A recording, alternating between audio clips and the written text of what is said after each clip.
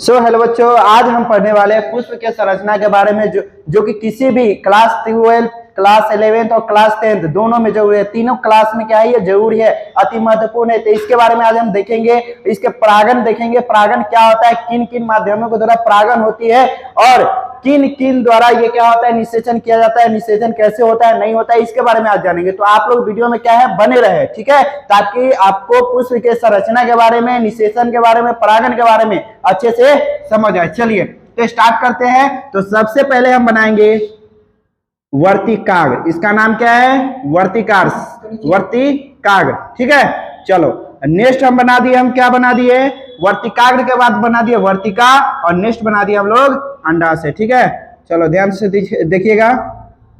चलो उसके बाद हम बना दिए स्त्रीकेसर, पुंकेसर, सॉरी, ठीक है। उसके बाद हम पुंकेसर बना दिए।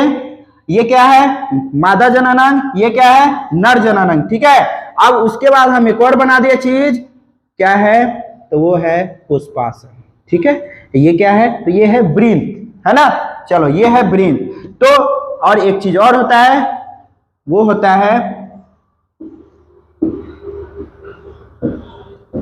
है दलपुंज, और भी होता है, क्या होता है,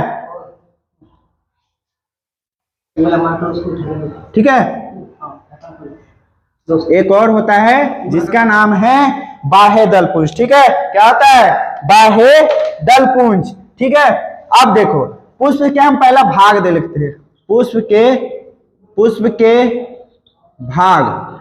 आखिर ये कितने भाग में बटा रहता है, तो पुष्प जो होता है 4 भागों में बटा रहता है। कितने भागों में, 4 भागों में। पहला होता है, क्या होता है, जयांग, क्या होता है, जयांग। दूसरा क्या होता है, तो दूसरा होता है पुमांग, क्या होता है, पुमांग। तीसरा जो होता है, तीसरा वो होता है वो दलपुंज, क्या होता है, दलपुंज। नेक्स्ट हमारा होता है जो कि 4 नंबर है, वो है बाह्य दलपुंज, ठीक है। क्या होता है, बाह्य दलपुंज। ये 4 भाग होते हैं पुष्प के। इसमें भी पुमांग और जयांग के 3-3 भाग है, ठीक है, वो भी हम समझाएंगे अच्छे से। अब चलो हम इसमें संरचना के बारे में समझते हैं। तो यहाँ पे बन रहा है, क्या बन रहा है, तो ये बन रहा है परागकोश। क्या बन रहा है, परागकोश। ये भी परागकोश है, ये भी परागकोश है, ये भी परागकोश है। जैसा कि आपको पता है कि नर युग्मक की संख्या मादा युग्मक से ज्यादा होती है, ठीक है। तो नर युग्मक की संख्या यहाँ पे क्या है, ज्यादा है। अब देखिए परागकोश में क्या भरे रहते हैं, तो परागकण भरे रहते हैं। और परागकण क्या करते हैं, तो वो वर्तिकाग्र पे जाके चिपकते हैं। इसके बारे में थोड़ा आगे बताएंगे, पहले हम देख लेते हैं इसके बारे में। अब मादा जननांग में क्या पाया, तो इसमें 3 अंड पाए जाते हैं। कितने अंड, 3 अंड पाए जाते हैं, ठीक है। कितने अंड, 3 अंड पाए जाते हैं। तो सभी का हम नामकरण कर लेते हैं। तो चलो इसको बोला जाता है, क्या बोला जाता है, तो इसको बोला जाता है पुमांग। पुमांग से ही समझ आ रहा है कि पुरुष भाग है, यानी नर भाग है। अब इसके भी 3 प्रकार, कितने प्रकार, 3, ये भी देख लेते हैं। पहला होता है परागकोश, क्या होता है, परागकोश। उसमें भरे रहते हैं, क्या भरे रहते हैं, परागकण, क्या भरे रहते हैं, परागकण। नेक्स्ट हमारा होता है वो होता है तंतु, क्या होता है, तंतु, ठीक है। क्या होता है, तंतु, ठीक है। तो इसी में हो जाएगा। तो हम इधर नामकरण कर लेंगे, पहले हम इस सभी को कर लेते हैं। चलो ठीक है। देखो अब यहाँ पे क्या हुआ, इसको हम क्या बोलेंगे, ये जो लंबी संरचना दिखाई दे रही है, लंबी संरचना, जो कि ये क्या है, पुमांग का क्या है, ये भाग है। तो ये लंबी जो संरचना दिखाई दे रही है, इसे हम बोलते हैं, इससे बोलते हैं हम तंतु। क्या बोलते हैं, तंतु, ठीक है। अब ये जो दिखाई दे रही है, क्या दिखाई दे रहा है, तो यहाँ पे दिखाई दे रहा है हमको परागकोश, ठीक है। तो ये जो परागकोश है, तो इसको हम इधर ही लिख लेते हैं। किधर लिख ले, यहीं पे लिख लेते हैं, ठीक है। तो यहाँ पे हम पहले इसको जूमिंग कर लेते हैं ताकि आप लोग को अच्छे से समझ आए, ठीक है। यहाँ पे जूमिंग कर लिए, ऐसे ही है, बताइए, ऐसे है। अब यहाँ पे ये भरे हुए परागकण, ठीक है, ये परागकण भरे हुए हैं, तो इसको हम बोलते हैं परागकोश, परागकोश। इसके अंदर क्या भरे रहते हैं, तो इसके अंदर परागकण भरे रहते हैं। क्या भरे रहते हैं, परागकण, ठीक है, परागकण भरे रहते हैं। ये तो हो गया किसका, पुमांग के संरचना के बारे में। पुमांग के 3 प्रकार होते हैं। अब जयांग के भी देखते हो, तो जयांग के भी कितने प्रकार होते हैं, इसके भी 3 प्रकार होते हैं, ठीक है। जयांग, इसे हम क्या बोलेंगे, जयांग, ठीक है। तो इसके भी कितने प्रकार, 3 प्रकार, वो भी देख लेते हैं। तो पहला होता है वर्तिकाग्र, क्या होता है, वर्तिकाग्र। दूसरा होता है वर्तिका, क्या होता है, वर्तिका। और नेक्स्ट होता है हमारा अंडाशय, क्या होता है, अंडाशय, ठीक है। अब देखो ये जयांग और पुंगव की संरचना के बारे में हो गया कि हाँ इसके प्रकार होते हैं। अब इसका थोड़ा नामकरण कर लेते हैं कि जो कि बचा है, ठीक है। अब किसको किसको हम क्या बोलेंगे, तो ये जो ऊपर वाला दिखाई दे रहा है, ये जो दिखाई दे रहा है, ये इसे हम बोलते हैं, इसे बोलते हैं हम लोग वर्तिकाग्र, क्या बोलते हैं, वर्तिकाग्र, ठीक है। ये जो दिखाई दे रही है लंबा वाला संरचना, ये यहां से लेकर यहां तक के बीच को, तो इसको हम बोलते हैं वर्तिका, क्या बोलते हैं, वर्तिका, ठीक है। अब ये जो है इसी को हम क्या बोलते हैं, तो इसको हम बोलते हैं अंडाशय, क्या बोलते हैं, अंडाशय, ठीक है। अब इसको हम क्या बोलते हैं, तो इसको बोलते हैं बाह्य दलपुंज, क्या बोलते हैं, बाह्य दलपुंज, क्या बोलते हैं, बाह्य दलपुंज।